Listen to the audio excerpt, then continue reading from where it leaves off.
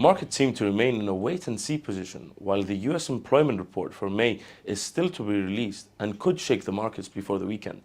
In the coming week, we note on the monetary front the interest rate decision of Australia's RBA on Tuesday and Canada's BOC on Wednesday.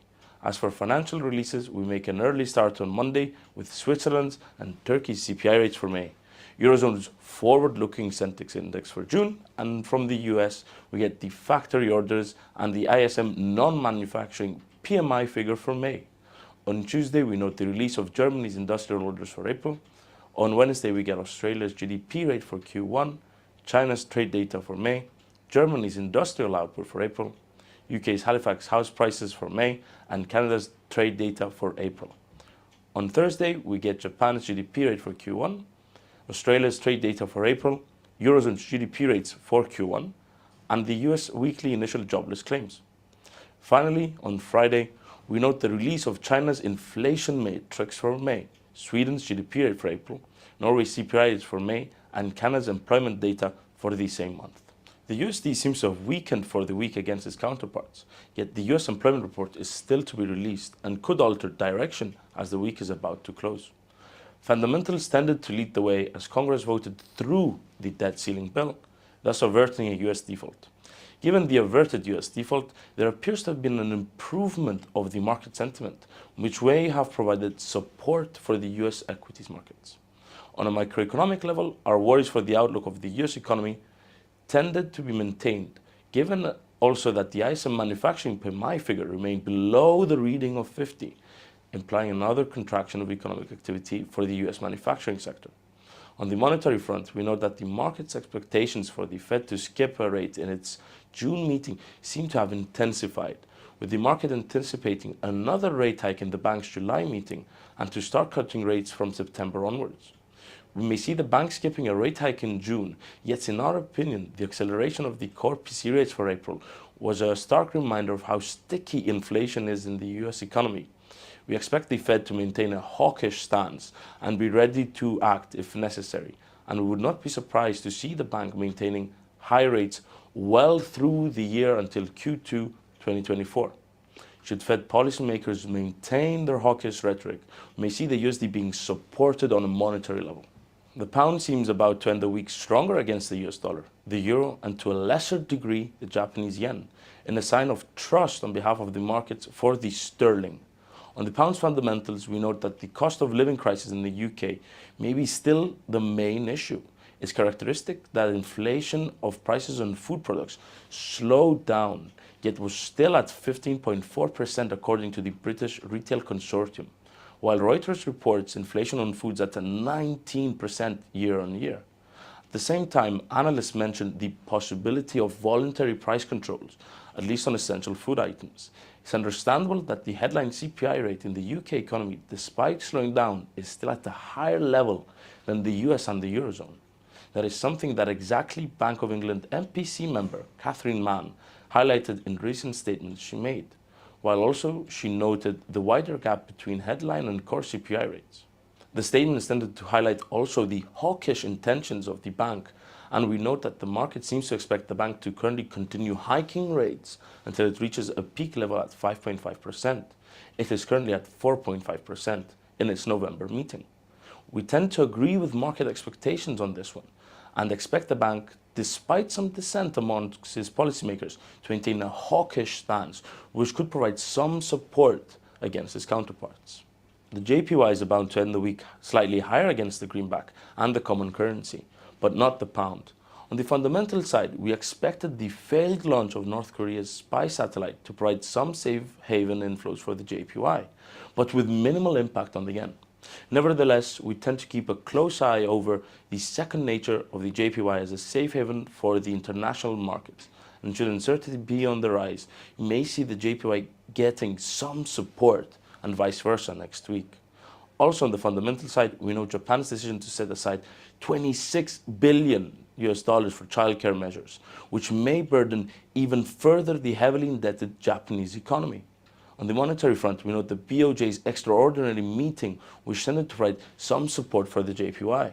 Overall, though, we expect the bank to maintain its ultra-loose monetary policy settings in place for now. which in turn may weigh on the yen. The importance of the bank's settings on a global level was highlighted by the IMF's warning to the bank to keep its current settings in place, yet be ready to shift policy if needed. Furthermore, the ECB warned that a possible normalization of the BOJ's monetary policy settings could strain the global bond market. On a macroeconomic level, the unexpected contraction of Japan's industrial output and the slowdown of the retail sales growth, both for April, indicated problems on both the production side and the demand side of the Japanese economy. The common currency seems to end the week slightly higher than the US dollar, yet is losing ground against the GBP and the JPY, implying a degree of weakness on behalf of the euro. A weakness that may also be related on a macroeconomic level with the slowdown of inflationary pressures in Germany, France, Spain, and the Eurozone as a whole. May's preliminary releases tended to be telling. It was characteristic that the HICP rates slowed down in all occasions mentioned beyond market expectations, signaling that the ECB's monetary policy tightening seems to be working. The data may soften the approach of ECB policymakers, which in turn may weaken the common currency further. For the time being, we still see that some more rate hikes may be required by the bank, yet its restrictive monetary policy seems to be bringing in the desired effects, albeit at a slow pace. In the wider picture, that was also the message of ECB President Christine Lagarde in statements she made on Thursday. For the time being, the market seems to expect 2 more 25 basis point rate hikes by the bank, and then for the ECB to remain on hold for the rest of the year, something that may have already started to be priced in by the markets. On a fundamental level, we note the planned strikes in the transportation sector still threaten Europe's substantial tourism industry, while the intentions of the German government for the installation of geothermal heat pumps in every home finds considerable resistance, and overall, the fundamentals seem to weigh on the single currency. The Aussie seems to be ending the week higher than the US dollar. On the fundamental side, and given the close economic ties between China and Australia, we are still worried about the rebound of the Chinese economy. It's characteristic that China's NBS manufacturing PMI figure for May remained below the reading of 50, dropping even lower, implying another contraction of economic activity in the Chinese giant. Yet we have to note that the Caixin sister indicator for the Chinese manufacturing sector tended to show the opposite with its reading above 50, implying an expansion and blurring the picture. Should there be further signs of a contracting economic activity in China, then the Aussie may lose ground as Australia exports a wide number of raw materials to China. On a macro level, we note the contraction suffered by April's building approval growth rate, which cannot be good news for Australia's construction sector. Yet on the other hand, the capital expenditure ticked up for Q1, showing some confidence on behalf of the Australian businesses in the Australian economy. In the coming week, we highlight the release of the GDP rate for Q1, yet the RBA's interest decision may be the highlight of the week. The bank is marginally expected to remain on hold, with AUD/OS currently implying a probability of 54.8% for such a scenario to materialize. There is a possibility of a hawkish surprise from the RBA though, as the CPI rate accelerated for April, and the bank is considered to be very data dependent at the current stage. Should the bank hike rates or even remain on hold and keep a hawkish rhetoric, we may see the Aussie getting some support, with anything less could weaken the AUD. Overall, we expect volatility to start picking up in the FX market, and the USD may relent some of the initiative to other currencies, given that the frequency and gravity of high-impact financial releases stemming from the US is expected to drop. That may allow other currencies to come under the spotlight and create a more balanced blend of trading opportunities.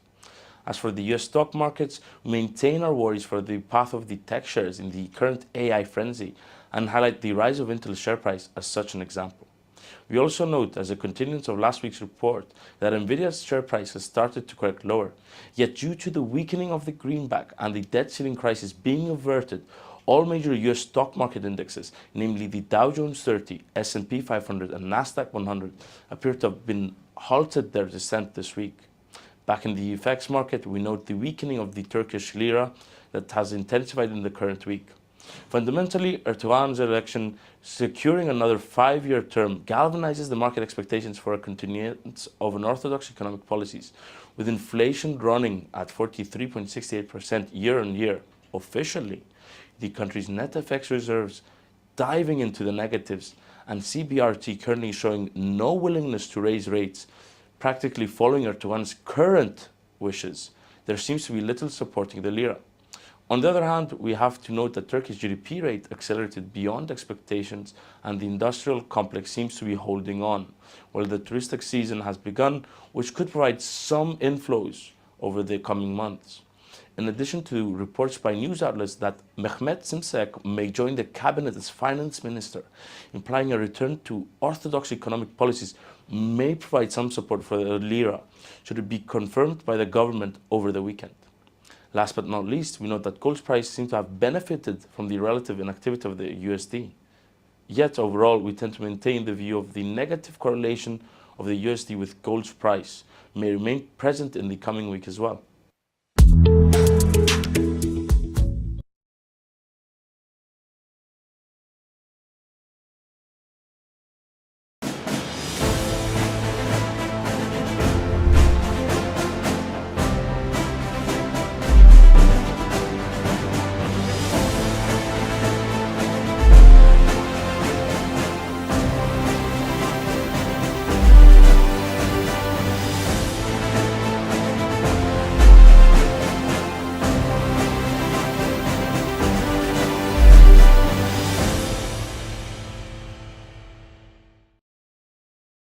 Everyone, in today's session we are going to discuss what a forex trading strategy is and look at manual and automated strategies. A forex trading strategy is a method that forex traders use to help them decide whether to buy or sell a currency pair at any given time. This involves the use of specific trading techniques with the aim of generating profits from the purchase and sale of different currencies. There are many trading strategies in existence, and they can take the form of manual or automated trading signals. Modern trading strategies exist in the form of technical or fundamental analysis, or can be based on news events. Manual strategies involve a trader looking for trading signals themselves via manually searching on a computer. Automated strategies are where an algorithm developed by traders locates these signals and executes them automatically without being aided by human input.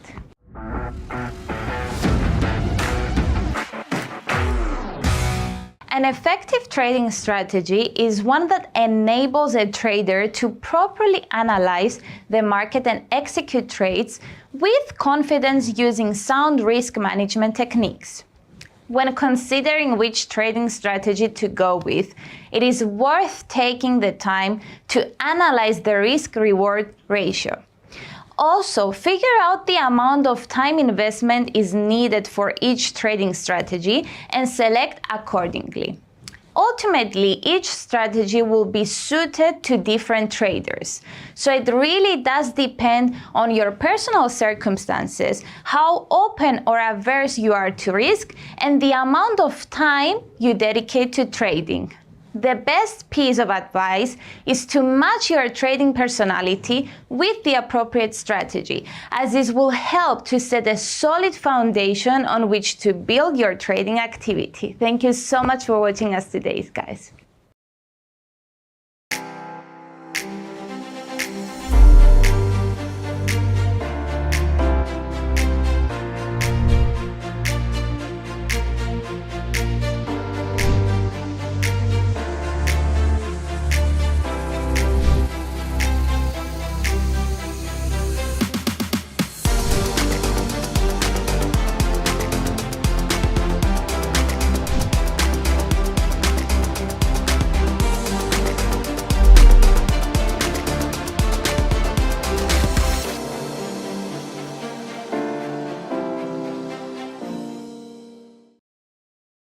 I think we can go ahead and get started now.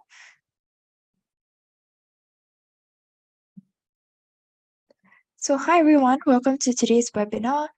So for today's session, we're going to be talking about the 7 common mistakes that new traders make. I'm Melanie and I will be your speaker for today. Just a disclaimer as per usual. Information in this webinar should not be considered investment advice or an investment recommendation, but instead educational material only. Material in this webinar is just the personal opinion of the author, and the client's investment objective and risk tolerance have not been considered. IronFX is not responsible for any loss arising from any information contained herein, and redistribution of the material is strictly prohibited. Okay, so hi everyone, I'm Melanie and I'll be your speaker for today. I'm from the company Everest Fortune Group, who are finalists for Best FX Research and Best Equity Research in 2019, 2020, and 2021. So not to worry, Desmond will be back next week. He just isn't feeling well today, so that's why I'm covering for him. But he'll be back next week, don't worry.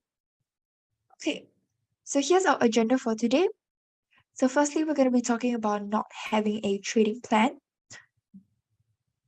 Secondly, no stop loss. Thirdly, no risk management. Fourth, chasing losses or revenge trading. Number 5, over trading. Number 6, ignoring fundamentals. And number 7, not keeping a trading journal. So for some of these, we will just skim through pretty briefly because some of them are pretty self-explanatory just from me mentioning it. I think it's pretty clear what we mean. And some of them we will get pretty in-depth into, so such as the no stop loss and no risk management. We'll give you some tips on how you can prevent these from happening and how exactly you should manage your trade. So let's dive right in. Throughout the webinar, if you have any questions or anything you'd like to point out, feel free to pop them into the chat, and I'll try and answer them as best as I can. Okay, so not having a trading plan. This is the first mistake that beginner traders make. And having a trading plan is important for several reasons. So over here, firstly, we have consistency. So a trading plan helps you to maintain your consistency in your trading approach because it outlines your trading strategy, including entry and exit criteria, risk management rules, and position sizing. So by following a well-defined plan, you are less likely to make impulsive decisions based on emotions or market noise. Consistency is crucial for long-term success in trading. Next, we have objective decision-making. So a trading plan provides a framework for making objective decisions. So it helps you define specific criteria for entering and exiting trades based on technical or fundamental analysis. So this eliminates guesswork and emotional biases, allowing you to make rational decisions based on predetermined rules. Next, we have risk management. So we'll get a little bit more in depth into this in the next few slides. But basically, a trading plan incorporates risk management principles that help you to protect your capital. So it outlines exactly how much risk you are willing to take on each trade, where to set stop loss orders, when to take profits, so on and so forth. And by implementing proper risk management techniques, you can limit potential losses and preserve your trading capital. Next, we have focus and discipline. So a trading plan keeps you focused on your trading goals and prevents distractions. So it helps you avoid impulsive trades or chasing after hot tips. Following a plan requires discipline and adherence to the rules you have set for yourself. So this is very important as well because to help you to overcome any emotional challenges that come with trading. Next, we have evaluation and improvement. So a trading plan serves as a reference point for evaluating your performance. By keeping a record of your trades and comparing them to your plan, you can identify strengths and weaknesses in your trading strategy. So this allows you to make informed adjustments and continuously improve your trading approach over time. And lastly, we have confidence. So a well-defined trading plan gives you confidence in your trading decisions. It provides a structured framework and a set of rules to follow, which will help you to reduce uncertainty and anxiety. So when you have confidence in your plan, you're more likely to stick to it during challenging market conditions and avoid making impulsive or emotional decisions. Okay. No stop loss. Okay, so let's get right into it. So the next few slides, we're gonna be pretty in depth in it's gonna be pretty in depth into how exactly you can manage your trade. Okay, so first, in order to manage a trade, it's first important to understand what a trade consists of. So you can attend our trade management series, but I've basically I'll briefly be covering all of what we go through during the trading management series in this webinar. So let's look at anatomy of a trade. Firstly, it consists of the entry, stop loss orders, and take profit orders. And how exactly you can manage these trades would be through a break-even, partial profit, idea invalidation, trading stop loss, as well as diversification. So this is what we cover during our trade management series, but I'll just briefly go through what exactly each of these mean. Okay, so why is it important to have a trade management strategy? Firstly, it helps to control risk. So trade management strategies such as stop loss orders and position sizing help traders to limit their potential losses and manage their overall risk exposure. Secondly is to maximize profits, to lock in profits and maximize returns, such as through your take profit orders and trailing stops. Third, managing emotions. So the discipline and structure that trade management provides can help traders to stay calm and rational even in volatile markets. So this can help prevent impulsive decisions driven by fear or greed. And next, we have improved trade efficiency. So by having a well-defined trade management plan, traders can make more informed decisions and avoid the cost and time of having to constantly monitor and adjust their positions. And lastly, increase consistency, which we've already mentioned earlier. So I'm just gonna move on to our next slide, which shows you exactly the problem with a fixed take profit. So let's take a look at this example. The red area shows a strong resistance area since there have been two swing highs in line with this area. If our trading strategy requires us to have a fixed take profit of 100 pips, we will place the target beyond this strong resistance area. And you can see over here, we're expecting price to go up towards that same swing high resistance level. So this is how it played out in the end. Let me show you. This is the before and this is the after. So this is our profit target, and price shot up but missed it by a couple of pips before reversing back down. And the reason for this is because price tends to reverse off of big areas of resistance and support. So in an alternative scenario, if we had placed our take profit before the key resistance level, we would have got a profitable trade. So it's important to look at the charts and then adjust your take profit or stop loss accordingly.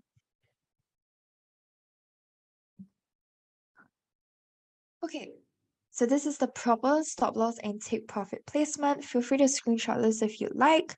The proper stop loss and take profit placement ensures you maximize your wins and minimizes your losses.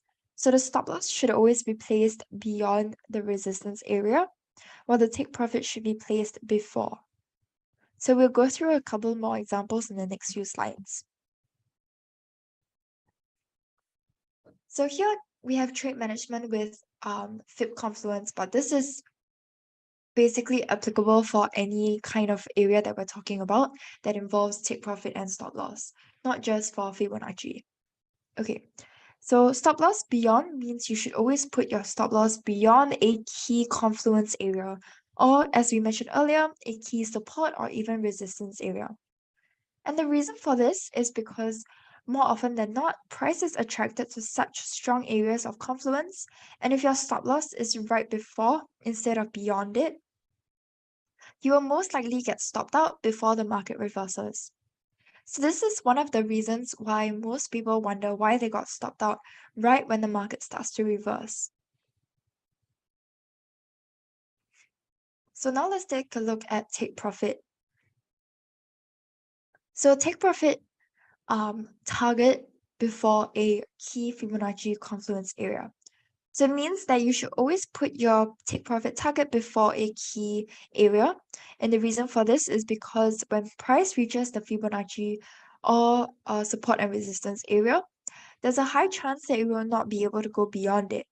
And instead of reaching your profit target, it reverses back to your entry or even your stop loss.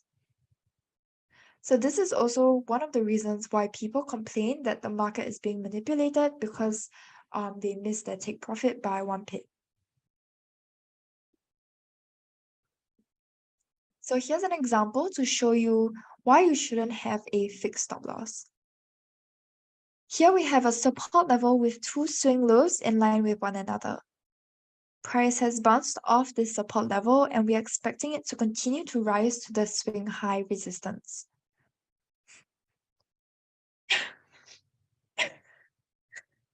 Excuse me.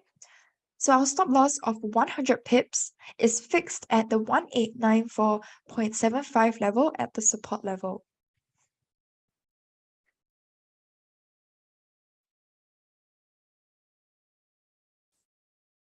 But instead of going up, as we expected, price actually goes down instead, and it touches the stop loss and bounces perfectly from the support.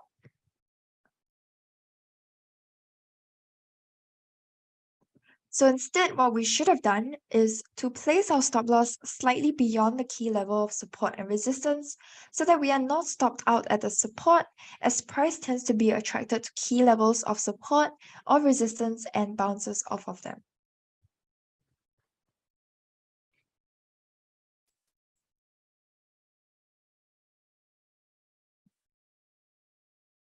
Okay, so this is why it's important to have dynamic stop loss and take profit placement. Dynamic stop loss is a trading strategy used to manage risk in which the stop loss is adjusted dynamically based on market conditions.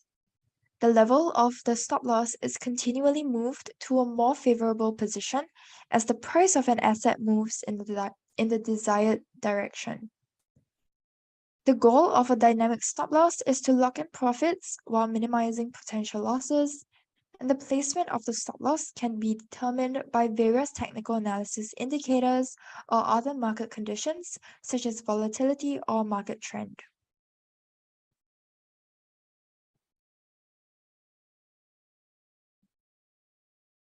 Okay, here's a simple example to demonstrate dynamic stop loss. Price has bounced off nicely off the support level at 86.721, and we expect it to reverse off the entry at 87.819, in line with the 100% Fibonacci projection level.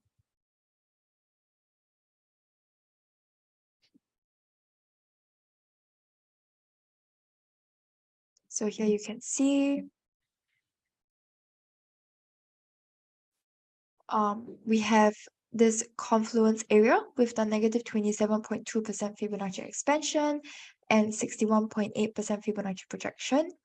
They all line up nicely with our stop loss, and we're expecting price to drop from our entry towards our take profit. So instead of putting our stop loss exactly at the Fibonacci confluence area, we want to move it to beyond it instead, and we'll show you why in the next slide. So you can compare the two. Here we have the stop loss under it, whereas here we want it to be beyond or above. So if we had put our stop loss right at the confluence area, we would have been stopped out. You can see from this little arrow here that we've highlighted. Price is often attracted to strong areas of support and resistance before reversing off of these areas. And you can see after that, it immediately dropped back down as we expected towards our take profit.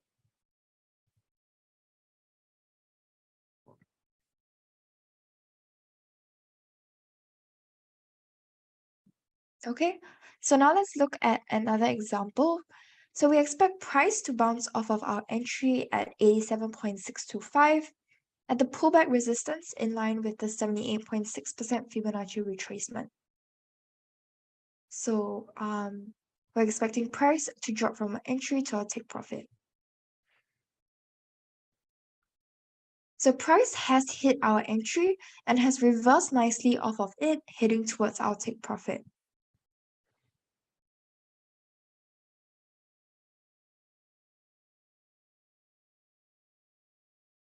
So take note, we also have another 78.6% Fibonacci retracement that aligns nicely with our take profit. Okay, so price just touched our take profit before reversing off of it. So this is the before and this is the after. And you can see price really just, with the tail of the candlestick, touch our take profit and hit it back up towards our stop loss. So that's why we always say that the take profit should be placed before any major area of support and resistance or Fibonacci confluence, because it's likely to just touch it and reverse off. And you want to make sure that that price really does touch your take profit before reversing off of it. Okay. So here's one more example. We have this confluence area here at our take profit.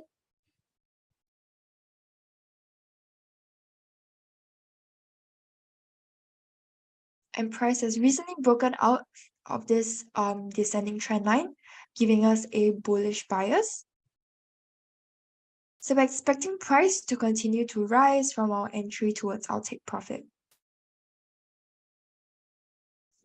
And you can see here, with our take profit placed above the confluence area, price reversed off of it and missed our take profit by a few pips. So instead of placing it directly here, we want to place it below so that we make sure that price really does touch our take profit. So if we place below our confluence area, price hits our take profit nicely before reversing back down to our entry.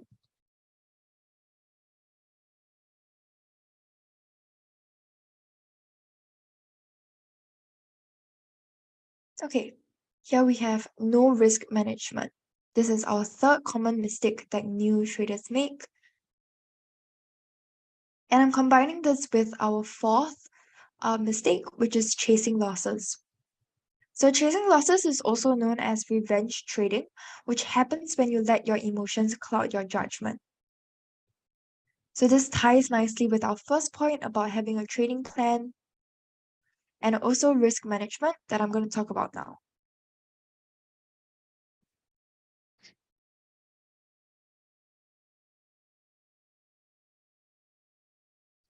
Okay, let's first talk about a break even.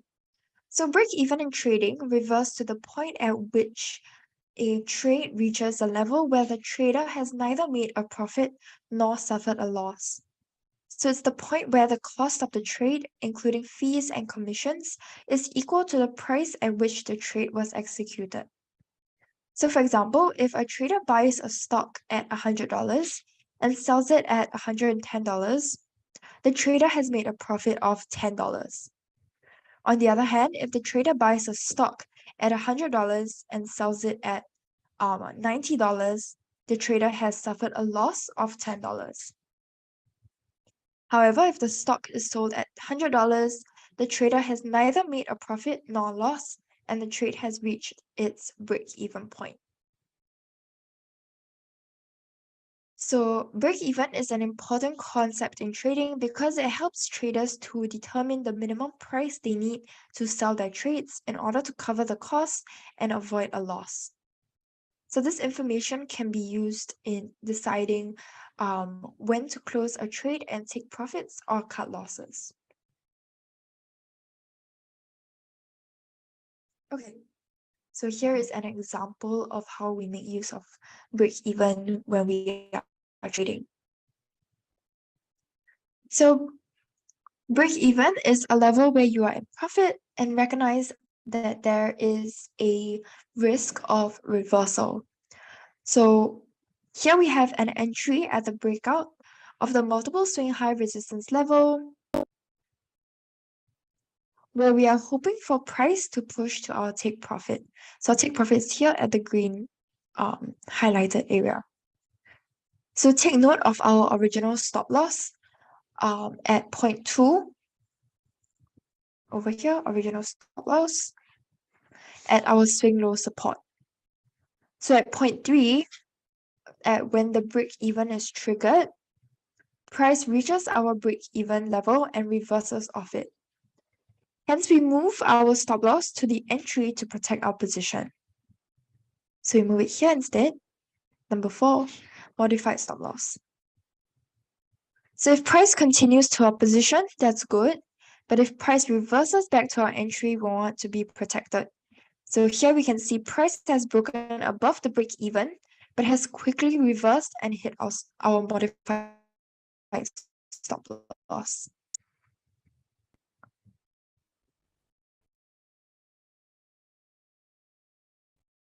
Okay, here is another concept, partial profit. So partial profits are typically used when there is a strong resistance area and you are unsure if price will rise to your take profit.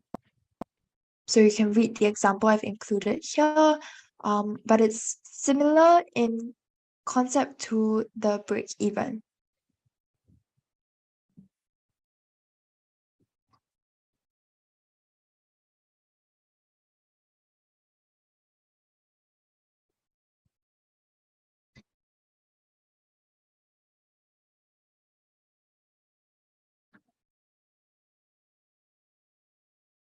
Okay, so let's look at a couple of examples of partial profit.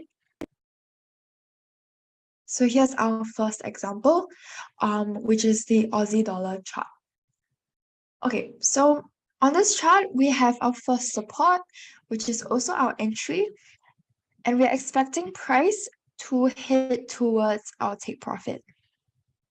Okay, so our first support is significant because it has a price has tested this level many times. You can see the swing highs and swing lows, and our stop loss, on the other hand, is slightly below that, and also in line with a couple of swing highs and lows. But if we look at our partial profit, how we chose it is basically at our swing low here. And it's to hit it towards a couple of Fibonacci confluence levels. So we expect price to rise to our take profit, but there is a strong resistance at the Fibonacci confluence area that I mentioned here, which is why we place our partial profit at that area. Okay, so just in case price really doesn't hit our take profit and reverses off of this area instead, we can at least get some profit out of this area. So you can see this is what happened in the end. Price really reversed off of our major confluence area because of the strong resistance area at our partial profit and reversed off it instead of heading towards our take profit.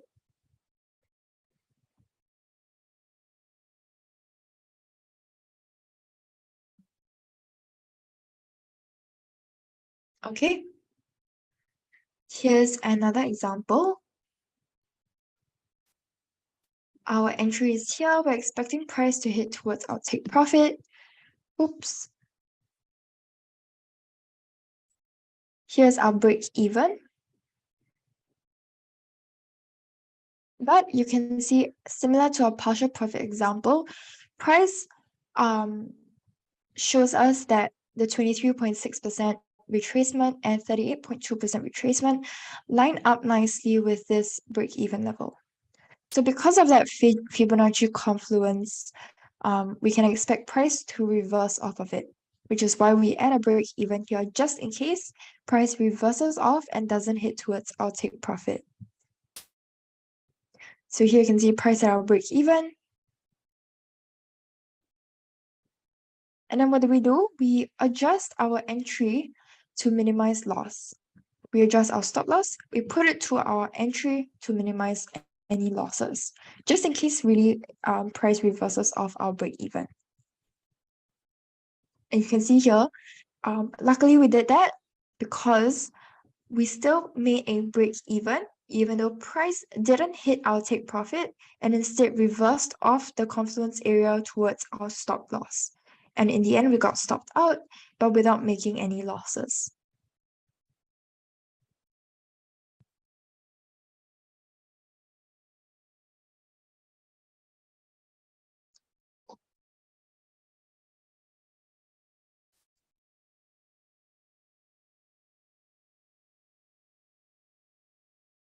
Okay, here we have idea invalidation now. So idea invalidation is usually placed before your stop loss. So it's a level which you basically admit, I'm wrong, let me get out ASAP. So when this level is reached, your take profit is moved to your entry, giving you a small chance to get out at break even. So it's a similar concept to what we looked at earlier. But instead of moving our stop loss to our entry, now we're moving our take profit to our entry. Okay, so let's take a look at this example here. Our entry is over here at this multiple swing high. And we're hoping for price to drop all the way down to our take profit target, which is over here. So if we follow price, right, we can see that it reversed off over here and is headed back up. So what we do, we can see it even pushed past our entry, and our stop loss line originally is over here, right? And it's as we mentioned earlier, we want to place it beyond any major area. So since we have a swing high resistance here, we're placing the stop loss beyond that. So it's hit our swing high resistance, but it reversed off of it. So we quickly place our take profit at our entry instead. And we admit that we're wrong and hope that this gets us out of our losing trade. And you can see price immediately reversed off the take profit towards the stop loss. So we do get a break-even profit, even though we would have gotten stopped out if we didn't do this. So at least over here, we get some profits. Okay. So here's briefly the idea of invalidation, if you still haven't understood so far. So the idea of invalidation in trading refers to the process of evaluating a potential trade idea and determining if it should be disregarded or acted upon. So essentially, it's a way of determining if a trade idea still holds up in light of new information or market conditions. So here's how the process of idea invalidation typically works in trading. So we have the initial trade idea. The trader has an initial idea about a potential trade based on the analysis of market conditions, technical indicators, or other factors. And then we have the evaluation of the idea. The trader then evaluates the idea by looking at current market conditions and other relevant information, such as economic data, to determine if the initial trade idea still holds up. Next, we have invalidation criteria. So the trader then establishes criteria for invalidating the trade idea, such as specific price levels or market conditions that would cause them to reconsider the trade. Next, monitoring.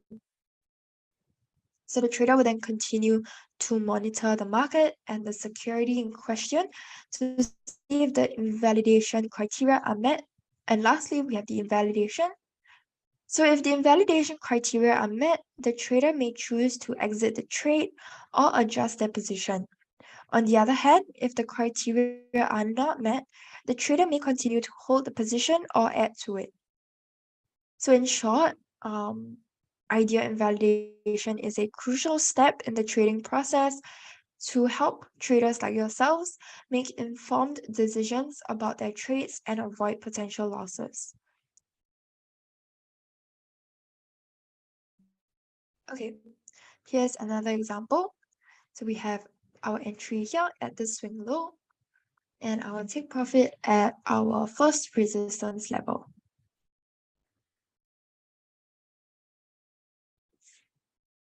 So we're expecting price to rise from our entry to our take profit while keeping note of some of these Fibonacci levels over here.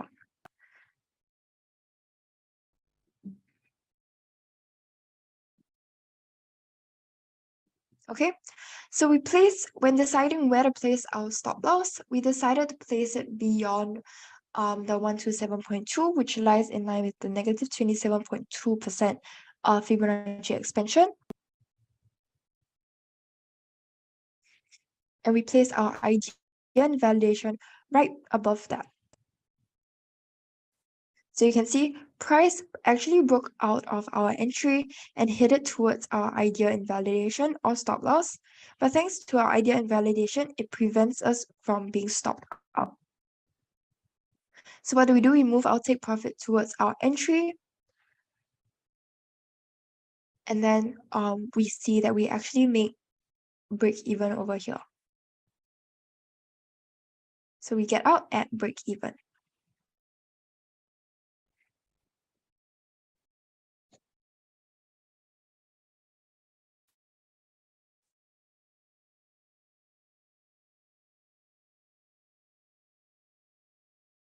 So if we didn't do that, if we didn't change at our take profit, change our take profit to our entry, we would have gotten stopped out because price would have continued to go down towards our stop loss.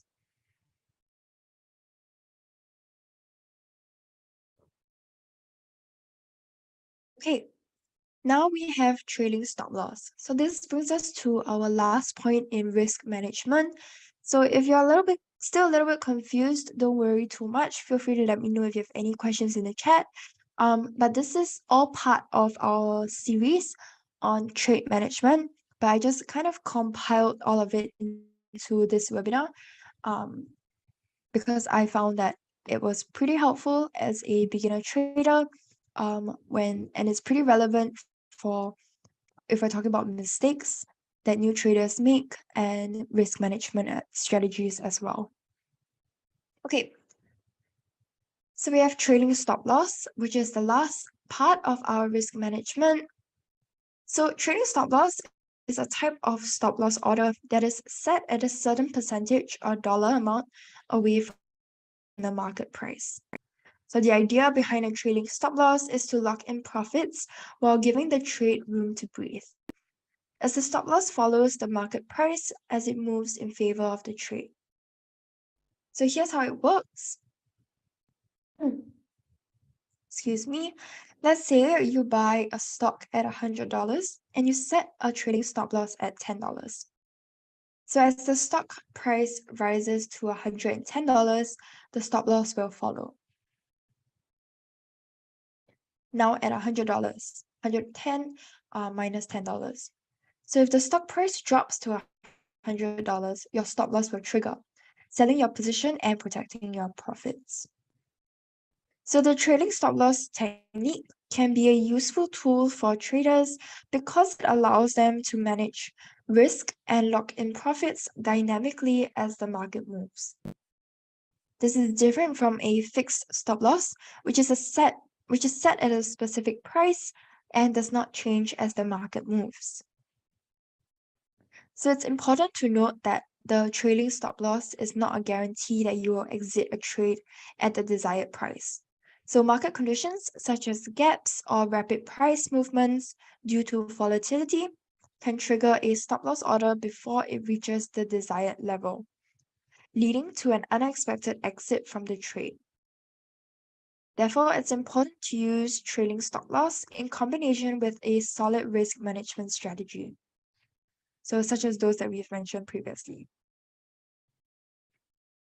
Okay, here are some just a summary of the different methods that you can use for trailing stop loss. So here the first that we have is the moving average indicator. Next we have the parabolic SAR, and then we have the chandelier and ATR indicator, support and resistance levels, and then the last we have a combination of all of these methods. Okay. So here is an example of you using the moving average trailing stop loss. So sell entry is over here at our green highlighted circle. And you can see our trailing stop loss is triggered once price hits our moving average indicator. So it's pretty straightforward. You're just basically making use of the indicator to get out of a trade. So it's pretty convenient for traders who don't want to keep staring at your computers all day. This is an easy way to manage your trades. Okay, and it's a good thing that price stopped us out here, because we would have made more losses if price continued to rise over here, which is exactly what had happened.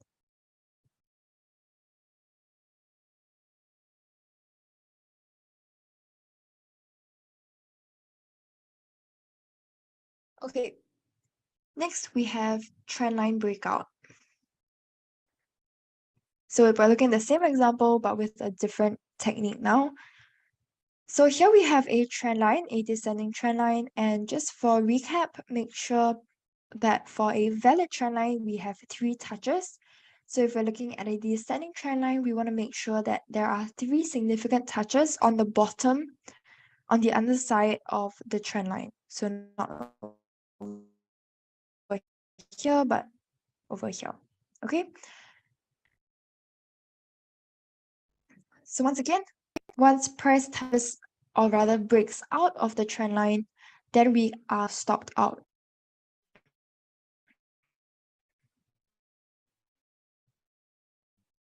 So that's just, it's pretty straightforward.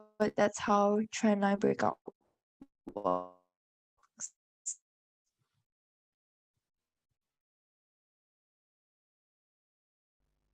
Okay, and next we have parabolic SAR. As price touches the indicator, we are stopped out. So it protects us from large movements such as this, and it ensures that we still maintain any loss, not losses.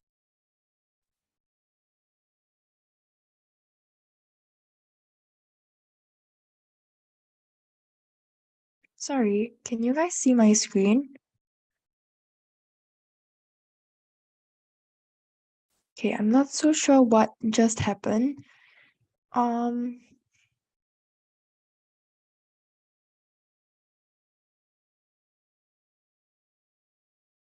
Okay, yeah, I'm not so sure what happened, but okay, we're back now.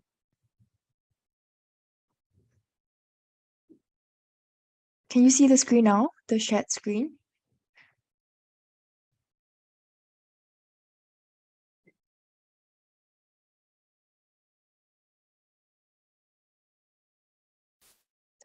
Okay, thanks, Moses. Okay. Yeah, I don't know what happened. Okay, anyway, so sorry about that. Okay, so similarly, what was I saying? It protects us from large movements or large reversals such as this that can hit back towards our entry and end up we can end up losing all of our profits that we made throughout this area here. Chandelier and ATR trading stop loss. Even though this looks a little bit more complicated, but the idea behind it is basically still the same. We are stopped out when price breaks out of these indicators.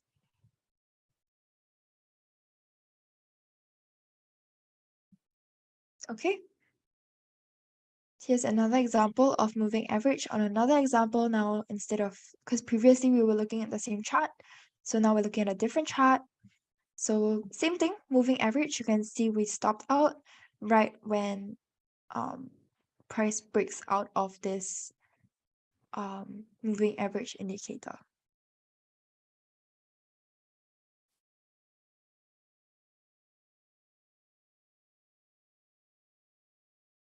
Okay. Using breakouts as trading stop loss. So breakouts are usually high volatility events, and price can spike up and reverse almost as quickly. So stop loss can help you manage risk, protect capital, and the trailing stop loss can help you protect your profit.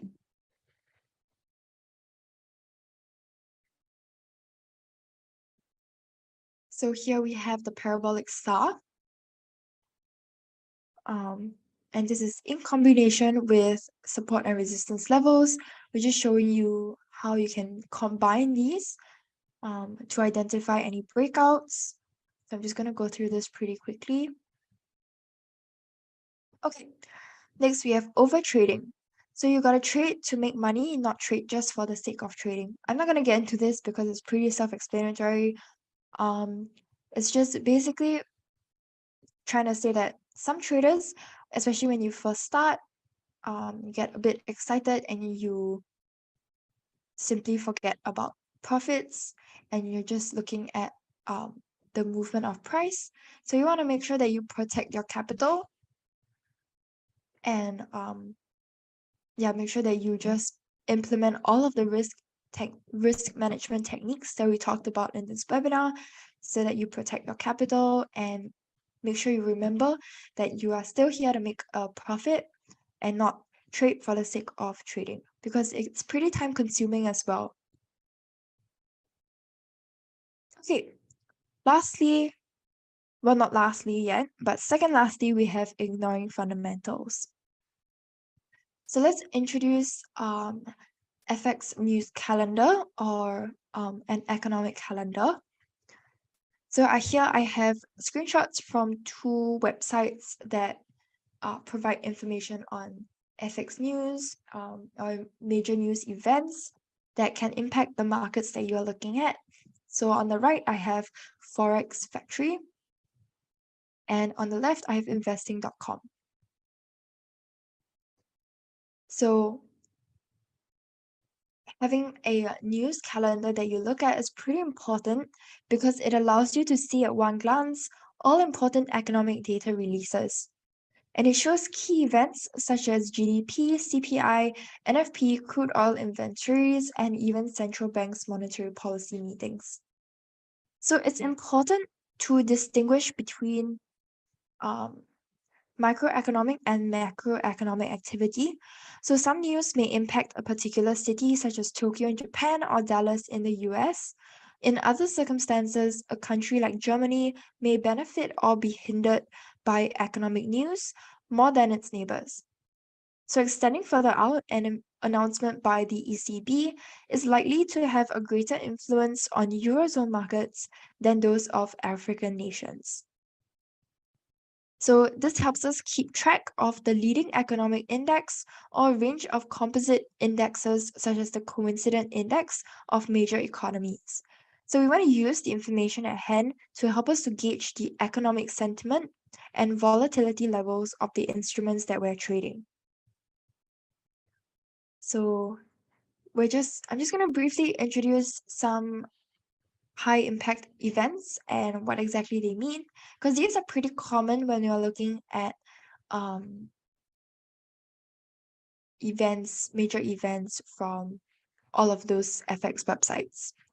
So FOMC meeting, is also known as the Federal Open Market Committee, and is US Fed's way of communicating their view on monetary policies.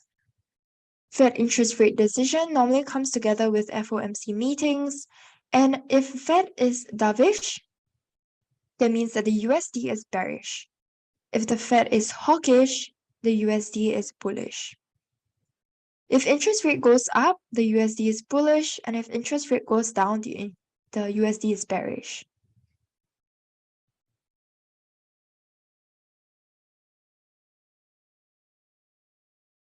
Okay. NFP, or non-farm payroll, measures the change in citizens that are employed from the previous month, which excludes the farming industry. Unemployment rate measures the total unemployment of workforce that is seeking active employment from the previous month.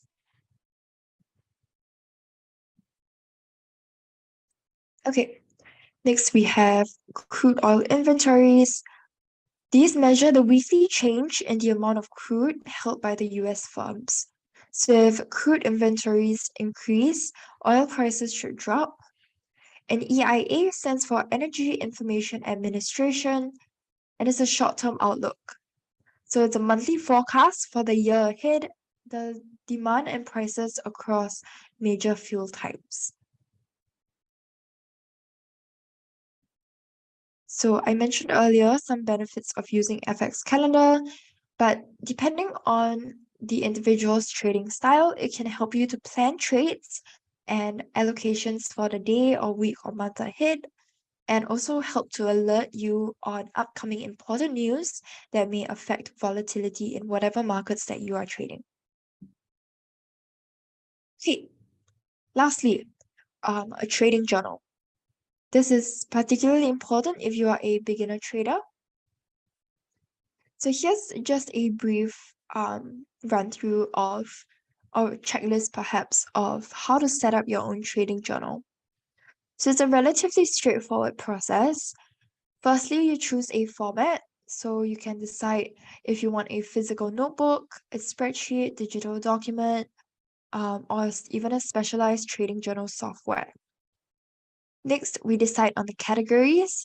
So can be the date and time of the trade symbol, entry and exit prices, position size, stop loss, take profit levels, trade duration, and trade outcome. So you can also include additional categories if you wish, such as your emotional state, market conditions, trade rationale, so on and so forth. Third, we capture trade details. So we want to record the relevant information for each trade you make. So you be consistent and diligent in entering the details accurately and promptly after each trade. So you want to make sure that you include all the predetermined parameters, such as entry and exit points, as well as any adjustments made during the trade.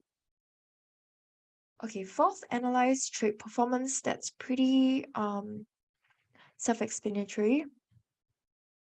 So you basically just look for patterns, trends, and areas for improvement, and reflect on any winning successful trades or any losses. Okay, reflect on emotional factors, review and adapt. So you learn from your past trades and experiences, and continuously adapt and evolve your strategy based on your journal analysis. And it's also really important because it helps you to maintain discipline. So it helps you to stick to the discipline by recording each trade and consistently updating your journal.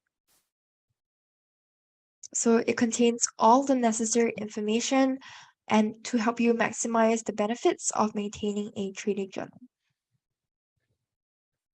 Okay, so using a trading journal offers several advantages. I'm just going to briefly go through this.